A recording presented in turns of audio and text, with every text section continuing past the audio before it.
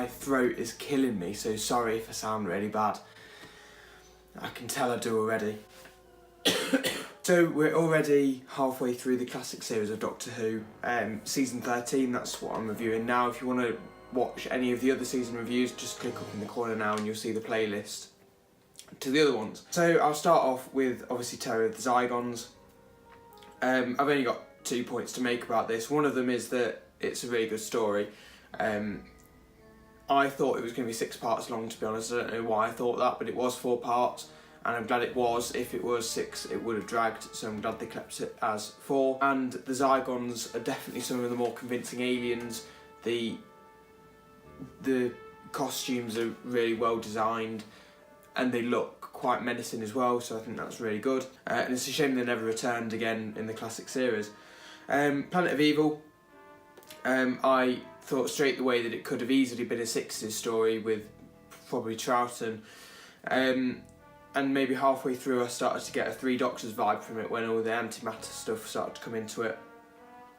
I thought the special effects were quite naff. The actual antimatter creatures weren't that bad, but when that guy had his eyes like sort of glowing up or whatever was going on, it was quite boring.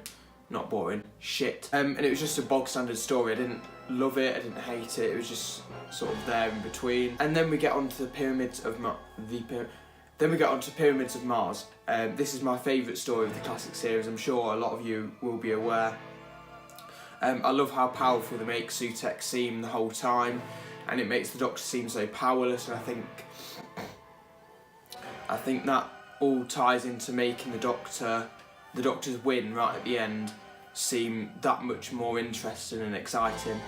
I love the scene when the Doctor explains about how you can't just leave it as that in the past, you've got to sort it out because everything that happens in the past has a repercussion in the future.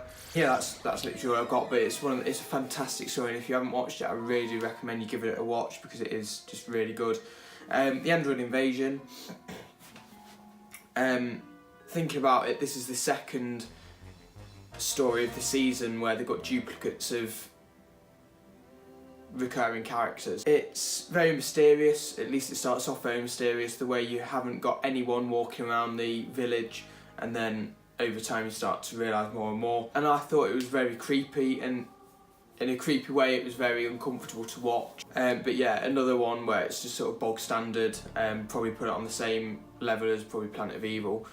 So not amazing, just not dull, just okay. Then The Brain of Morbius. This is a very good story. I've never watched it before, this is the first time watching it. I do know the story of it though beforehand. I thought it was great to find out some more information about the Time Lords, about their science and everything. I thought the Morbius creature was absolutely terrifying. It was clearly sort of at least loosely based on Frankenstein, which is alright, and I think that's a recurring theme throughout a lot of the beginning of Tom Baker's era, where you have popular concepts that have been sort of rewritten to fit into a Doctor Who story, which I think worked really well. It definitely did tie into becoming one of the best stories in my opinion. It's probably up there with maybe the War Games, Genesis of the Daleks for me. The one thing I didn't like though, and the one criticism I do have, is the way they killed off Morbius. I feel like that was just so easy. The Sisterhood had kind of just pushed him off a cliff basically, and he just died. So I think that was a very easy way out. But it still all works as a really good story, so I'm not going to complain too much. And then we get onto the finale, The Seeds of Doom. This is a six story long season, so we've got one story more than we did before, which is why I've took so much longer to make this video. Boycie is in Doctor Who. Obviously, the actor who plays Boycie and the actor who played Boycie in Doctor Who is most well known for playing Boycie in Only Fools and Horses. So it was great to see him in this. I couldn't really look at him though and think, oh, that's so and so. I can't even remember his name in it. I didn't look at him and think that. I just thought, every time I saw him, I just thought of Boycie. I thought it was great to see Tom Baker's Doctor so angry for once. I think a lot of the time until this point, he seemed very, very jolly, very happy and fun. but this is the first story where you actually think he has got a temper and he will go mad at someone if they pull the wrong strings. And it was also great to see Tom Baker's Doctor fighting. I feel like fighting isn't a very doctory thing to do, but on occasion I don't mind it, and this was on occasion and I don't mind it. And again, my only criticism with this is that it does drag a bit, unfortunately. I don't know why they couldn't have just made it 4 parts long. Maybe it was to do with the budgeting, or they had to have 28 episodes in the season, I don't know, but I feel like it didn't need to be 6 parts, and I feel like if it was shortened down to 4 parts it would have been absolutely fine. But no, it's still a good story and I did enjoy it anyway.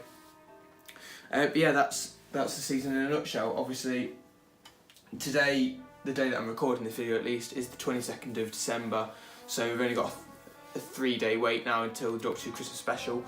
So my next video after this will probably be my reaction to that. I won't be watching it live, unfortunately. But yeah, hopefully that'll be out on Boxing Day at the latest. So yeah, cheers for watching. If you enjoyed it, leave a like.